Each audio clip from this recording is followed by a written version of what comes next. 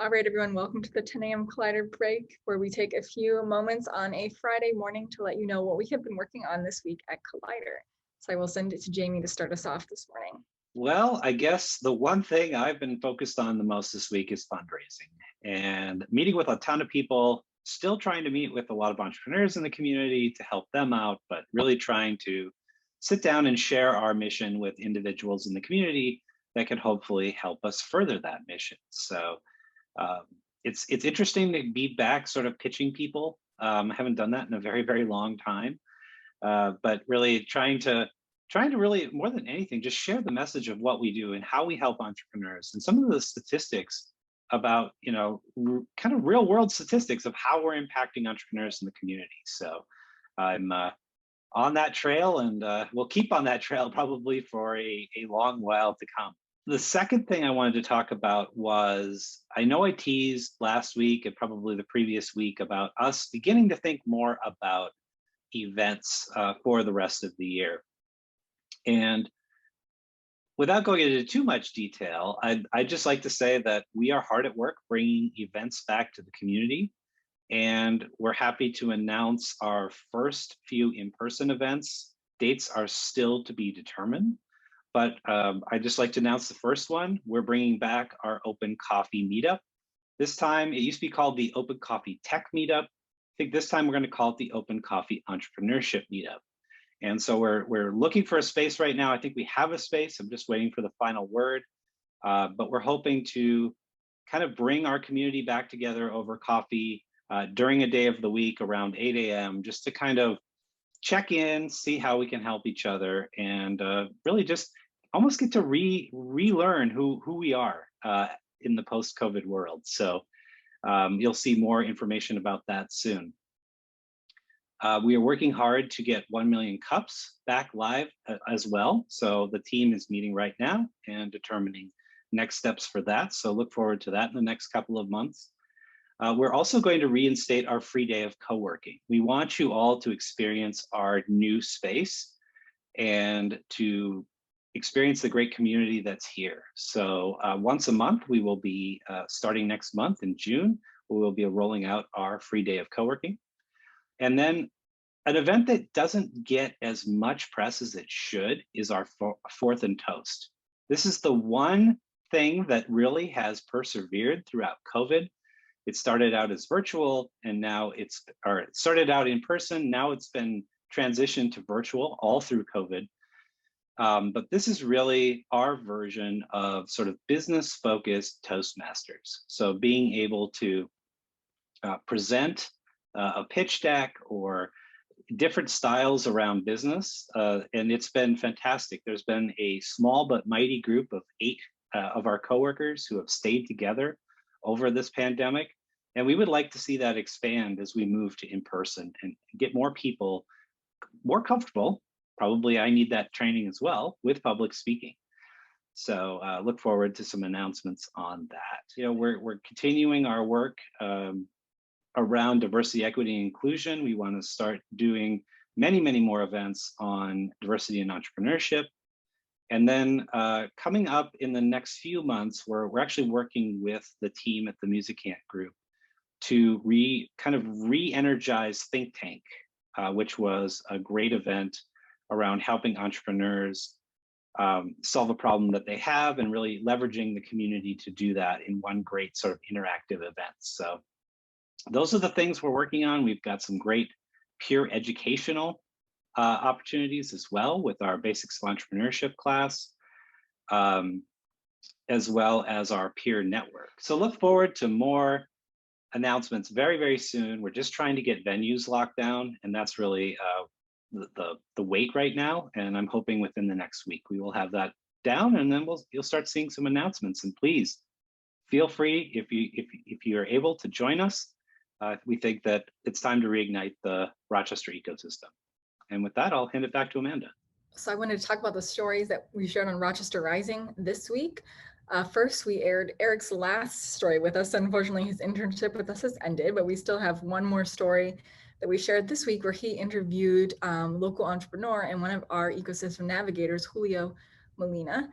talking about Julio's life coaching and consulting business Motivate Me.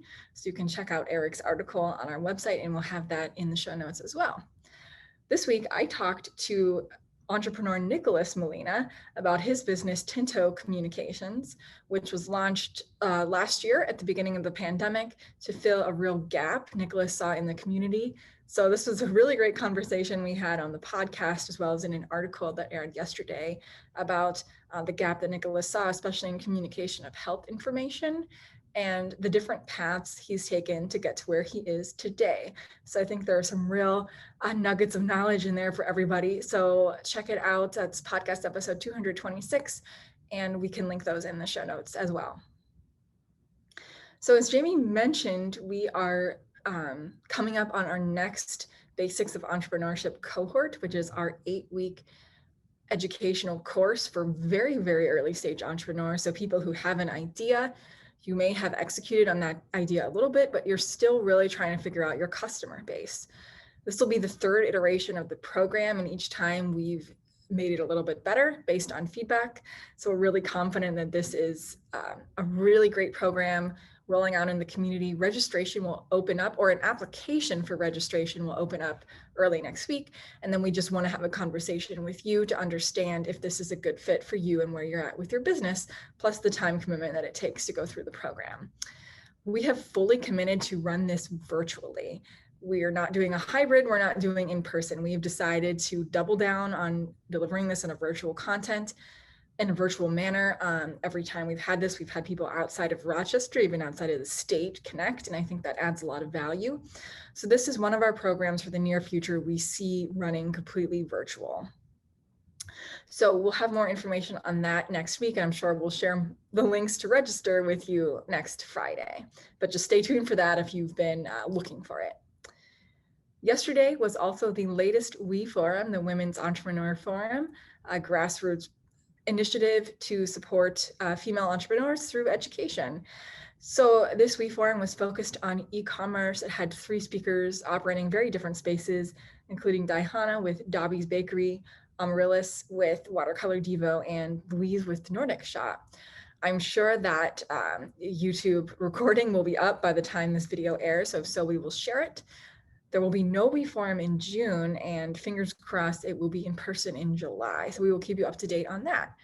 So that's it for me. That felt like a lot, but I'll send it to Jamie for final thoughts for this week.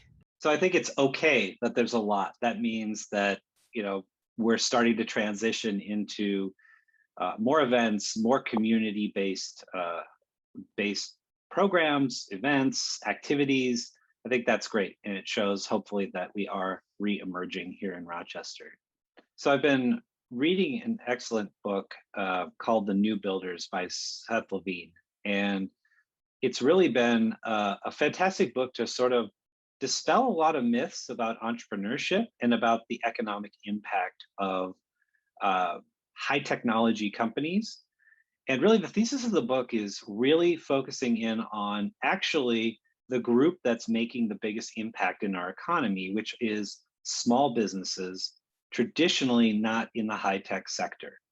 And this has been something, of course, that we've been focused on here at Collider for probably since the entire time that we've been really an organization.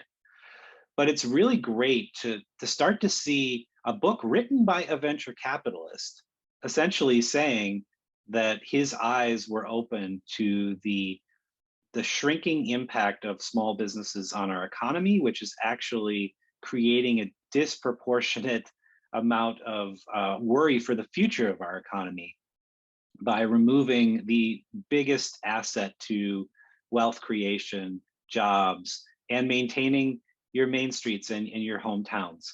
So it's been great to read and hear these wonderful case studies they've put together, and really starting to think more about what the tapestry of new builders looks like. So I would just highly recommend the book New Builders. Check it out. I think it really opens your eyes to the realities of how impactful these new builder businesses are going to be in our economy, and we can't lose sight of them. And with that, I'll send it back to Amanda. I'm excited to read this book since I get all the hand-me-down books after Jamie's done reading them, so I'm sure I'll get that soon. So looking forward to it. Thanks everyone for spending a few minutes of your day with us today, learning more about Collider and what we've been up to in some of our offerings to help entrepreneurs. As always, if there's something in here that you think would be of interest to someone you know, please forward this information on to them.